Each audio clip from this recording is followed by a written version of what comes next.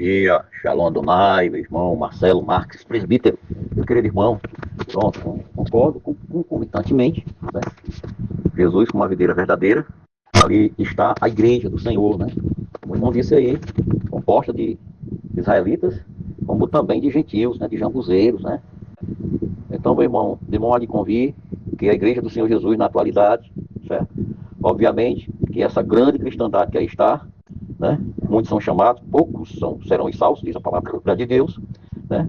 Só que esses poucos que serão salvos, que fazem parte da igreja de Cristo para o arrebatamento, né?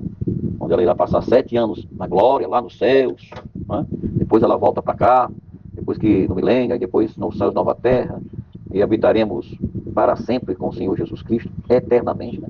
Essa igreja dos dias atuais, né? Esses poucos que são escolhidos, né? Que são salvos, né? Esses poucos, a maior parte deles, quase em sua totalidade, é formada por gentios, né? Isso é inegável, isso é indubitável, isso aí, né? Por conta justamente dos israelitas, até hoje, não terem aceitado Cristo, irmão.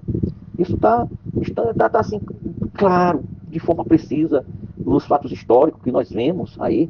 Esse Israel atual que está aí é a segunda maior parada gay que tem, que eles lá aderem, que eles lá aceitam, né? A questão da homossexualidade, né? O aborto, né? O aborto também, a família de gênero, está tudo lá em Israel. Né? Por quê? Porque essa miséria lá, porque essa iniquidade lá, essa profundidade lá, porque essa devassidão lá, né? Por conta de que? Por ter negado o Messias, da promessa de Isaías, né? Por ter negado a Cristo Jesus. Até hoje, né? Até hoje, certo? Obviamente não foram todos, né? Uma minoria apenas, né? Aceitaram, receberam o Cordeiro de Deus que tirou o pecado do mundo, daquele Cordeiro de Deus que veio para tirar o pecado do seu povo, que veio para servir de salvação para o seu povo, né? Que ele veio para salvar o que era seus, né? E os seus não receberam, mas a todos quantos receberam, né? Deu deles o direito de serem chamados filhos de Deus, a saber os que creem no seu nome. Que esses poucos que aceitaram, né?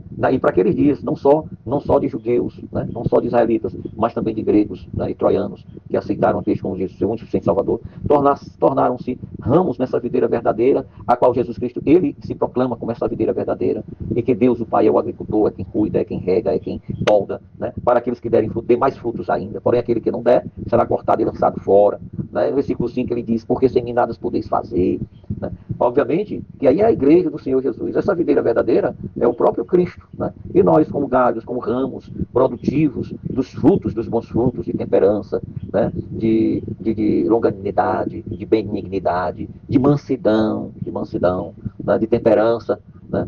Diz que contra estas coisas não há lei, isso é lá em Gálatas capítulo 5, Paulo falando aos Gálatas, a partir do versículo 22. Né?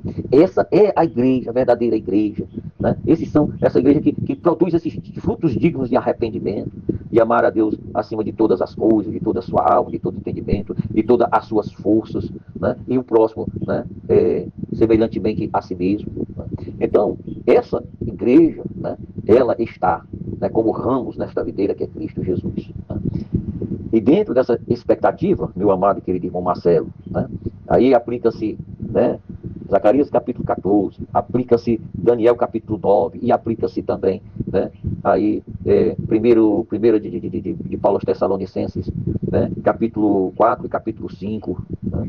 E também Paulo aos Colossenses, aliás, os Filipenses, capítulo 3, versículo 20 e 21, 1 Coríntios, capítulo 15, do versículo 50 até o 58, né? E também, né, essa maravilhosa palavra de João capítulo 10 e João capítulo 15. Né? Em João capítulo 10, Jesus se propaga ali como um pastor que dá sua vida pelas ovelhas. Ele diz que meu Pai que é mais deu é maior do que todos e que ninguém arrebatará das minhas mãos e nem das mãos do meu Pai. Né? E que as suas ovelhas ouvem a sua voz, ouvem e guardam a sã doutrina, seguem a Jesus Cristo, porque elas são minhas ovelhas, disse Jesus. Né? E para fechar aí, porque guardastes a palavra da minha paciência, também eu livrá-lo-ei da grande tribulação, do grande tormento que há de vir sobre toda a terra, os juízos de Deus contra as nações rebeldes, a ira de Deus que permanecerá sobre aqueles que negaram a Cristo Jesus, de João capítulo 3, versículo 36. né?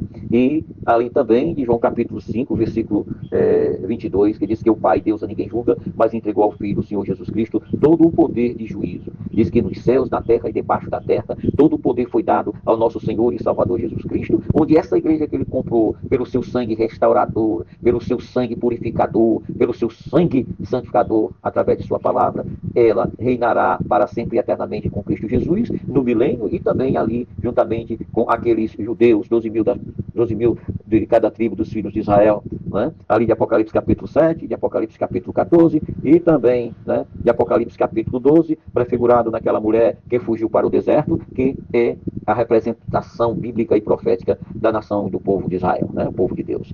E que reinarão com Cristo Jesus ali em Apocalipse capítulo 19, para a glória e honra de nosso Senhor e Salvador Jesus Cristo, e que essa igreja estará ali também, juntamente, reinando com Cristo, mas aqueles 144 mil e aqueles que aderiram, aceitaram, receberam, confessaram a Cristo Jesus como único e suficiente Salvador de suas vidas, né? E a igreja estará lá, porque a promessa do Senhor Jesus Cristo para a igreja, antes de que tudo isso acontecesse, ou aconteça, está lá em João capítulo 14, versículo 1 ao 3. Não se turbe os vossos corações, credes em Deus, credes também em mim, né? Na casa de meu pai há muitas moradas, se não fosse assim, se essas moradas não existissem, eu vos teria dito, irei vos prepararei lugar, e voltarei para vós, e vos levarei para junto de mim mesmo, para que onde eu estiver estejais vós também. A igreja ia arrebatada, levada aos céus, depois ela desce para o reino milenar e para ficar com Jesus para sempre e eternamente, começando já do arrebatamento, meu irmão, da igreja, né? A graça e a paz de nosso Senhor e Salvador Jesus Cristo, em Deus em Cristo nos abençoe.